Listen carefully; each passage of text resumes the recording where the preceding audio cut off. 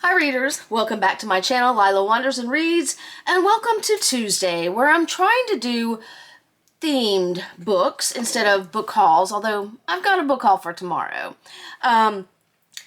It is a bit gray today. It's rained most of the morning. It's supposed to rain again this evening, and then tomorrow and Tuesday. Or, sorry, I'm recording this on Sunday. So, anyway, welcome to Tuesday. It's Theme Tuesday, and I am talking today about a theme that took up quite a bit of April and has bled over into May. And even the book I'm reading now, which I don't have with me, has a kind of in the woods feel. But this theme is lost in the woods because most of these books, all of these books, are about being lost in the woods in some way or the other. So let's start. I'm going to just go on. The first book is Hatchet by Gary Paulsen. When I was a kid, I absolutely adored Gary Paulsen. I say when I was a kid. This was published in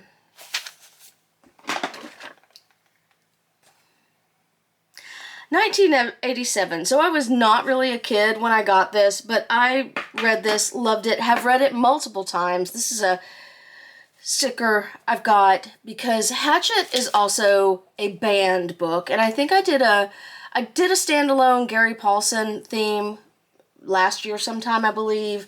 I've read a lot of his books. I love it. He published one, I don't think he's alive anymore, maybe he is, but he published one about his own childhood growing up in the woods.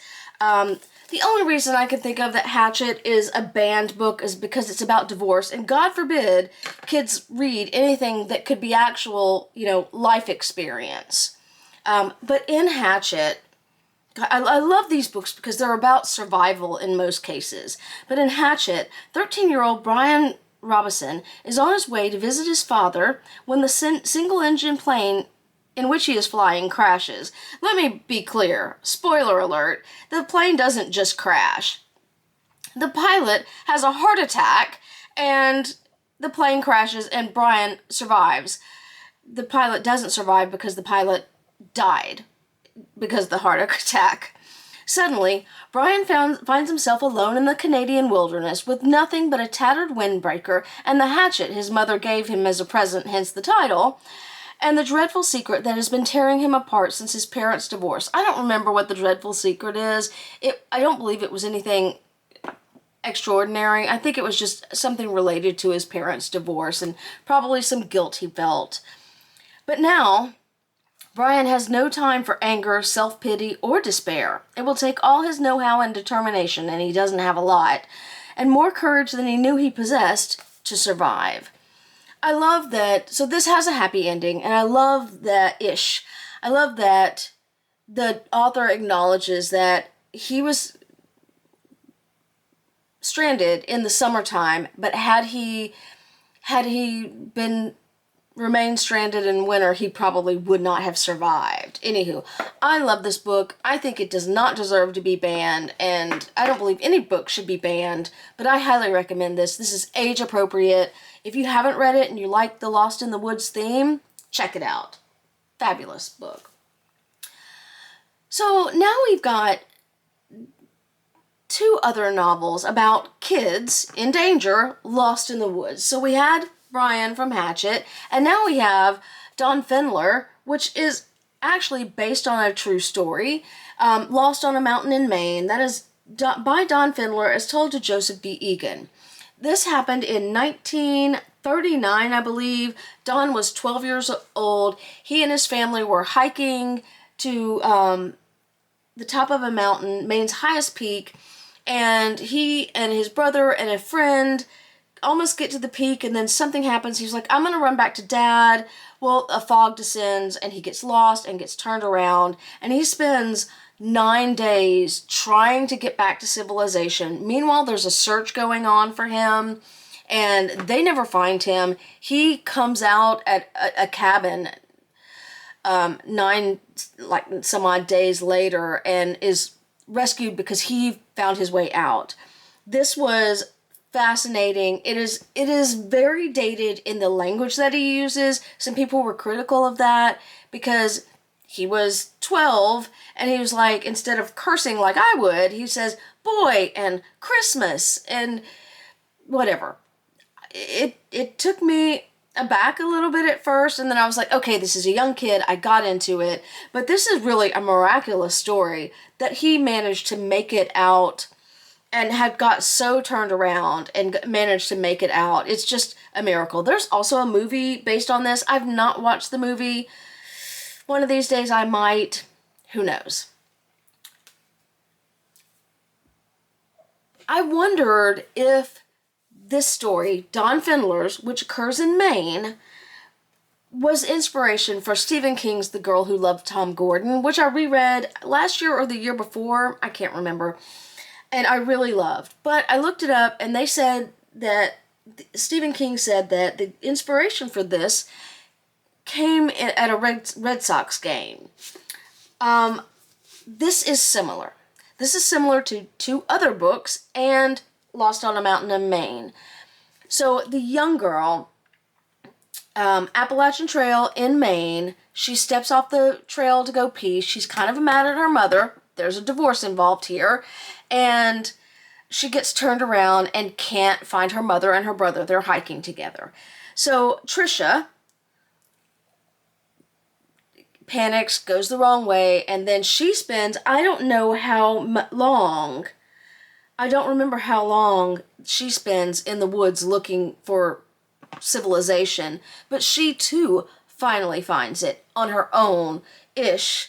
But of course, because it's Stephen King, there's some mystical something that's kind of stalking her, and she finds it at the very end, and she perseveres. Anywho, this has got to be one of my favorite Stephen King books.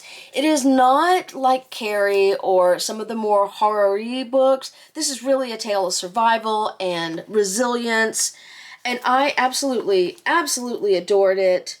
I loved how she loved Tom Gordon, who's a baseball player, I guess. He does say that it's loosely based on Tom Gordon, and he made some stuff up, but that's fine.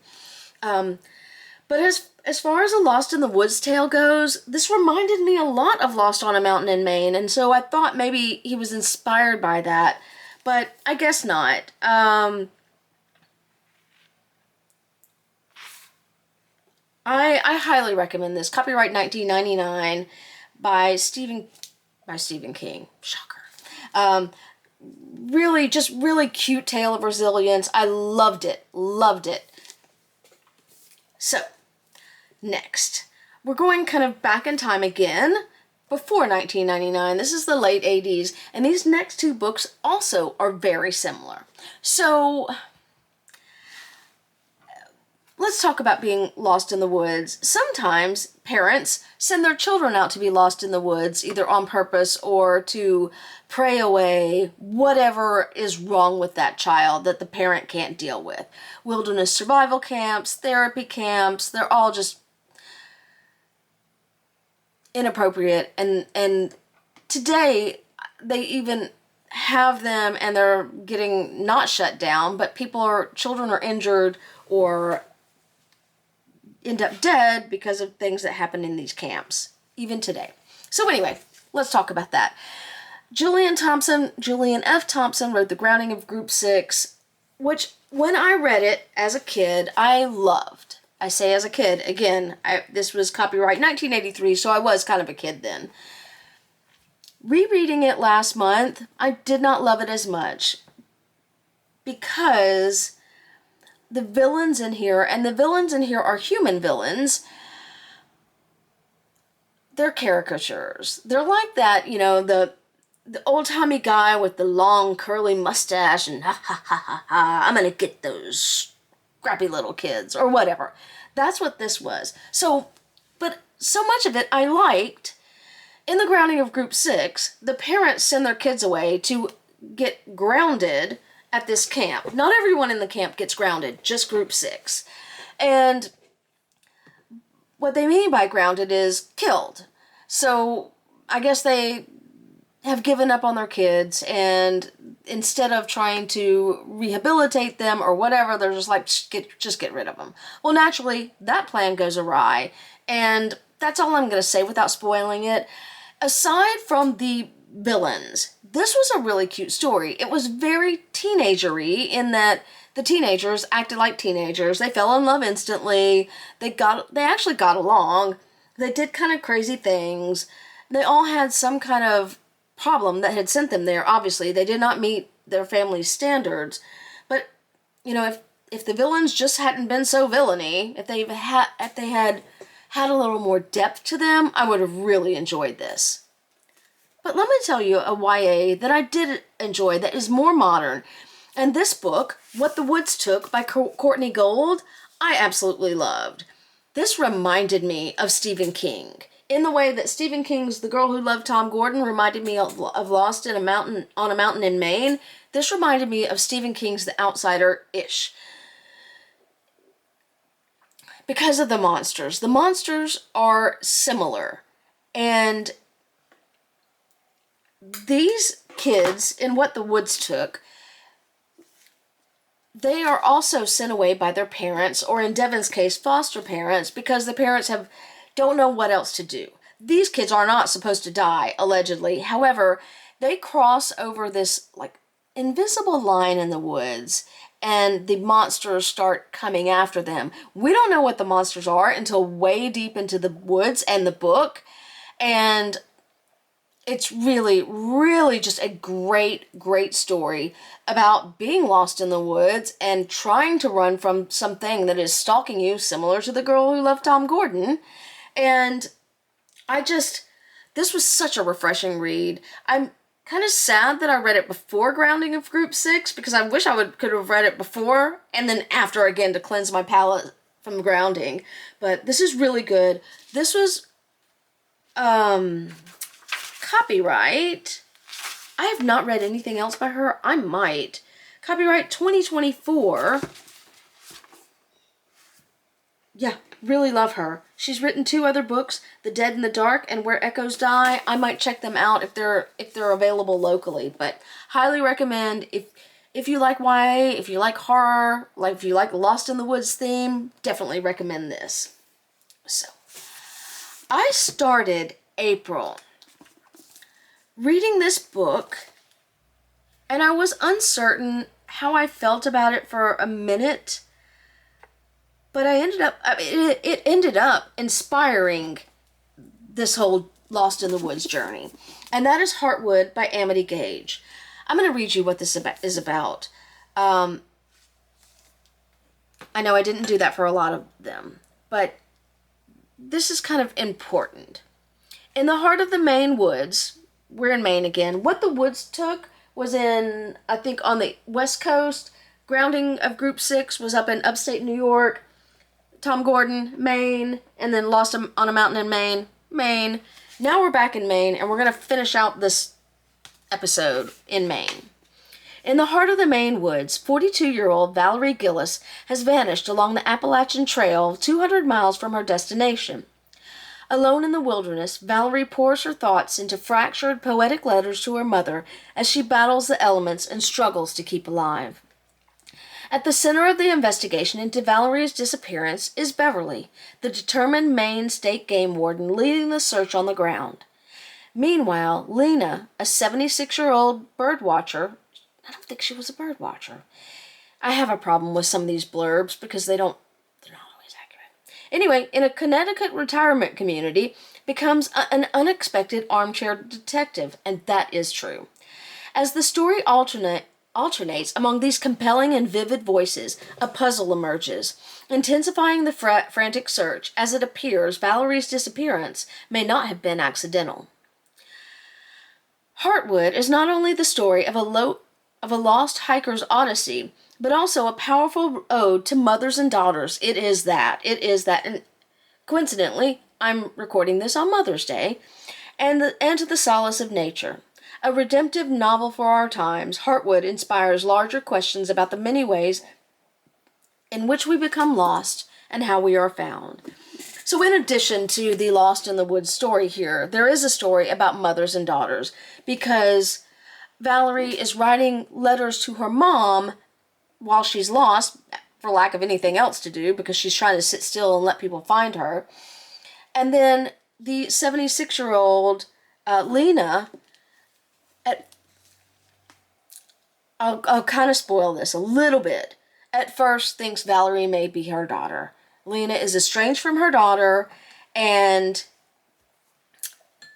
there is a redemption tale in this. So I highly recommend this. Now, again, when I first finished it, I wasn't sure what to think about it, but as time goes on, I like it more and more, especially since a woman I follow on Instagram, Bookish Gen Xer, posted about this book, and also that it was loosely based on a real-life case, and I went straight out and bought When You Find My Body by Dee Dauphiné. I will read you what this is about also. This does not have the happy ending that this does. I can't even call these spoilers, because this is a real-life case. We know how it ends. It's called When You Find My Body because this is about the disappearance of Geraldine Largay on the Appalachian Trail. Jerry Largay, went missing on the Appalachian Trail in remote western Maine in July 2013. Her disappearance sparked the largest search and rescue operation in Maine history, which culminated in her being presumed dead. Spoiler alert, not spoiler, she was dead. But not probably when they gave up the search. She was never again seen alive. The Maine Warden Service continued to follow leads for more than a year, never completely giving up the search. 2 years after Jerry's disappearance, her bones and scattered possessions were found by chance by 2 surveyors. She was on the U.S. Navy land about 2,100 feet from the Appalachian Trail. One of the hundreds who searched for Jerry, I'm bound tearing up, goddammit. Dee Dauphiné tells of the events preceding her disappearance, what caused her to go astray, and the massive search efforts that followed. I've just got to say this. When I said I was tearing up, it's because of first of all, the dedication of all the searchers. But, so she was found on U.S. Navy land. The Navy SEAL School is run primarily, I think some of the instructors are contractors who are prior service members. And, you know, I was Army, Navy, Air Force. We all talk a lot of shit about each other. But at the end of the day, we are one team, one fight. And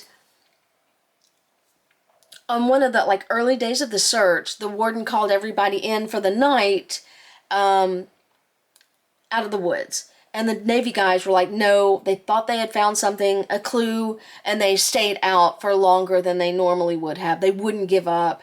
And then, so they finally came back in, and the next day they went out again before anybody else. And then, how did they get repaid? Local conspiracy theorists decide that the Navy must have done something nefarious to Jerry. They didn't. She just got lost, and it's very sad, but I was so touched by how they were like, we're not going to leave somebody behind, we're going to stay out there, and, you know, it just really moved me.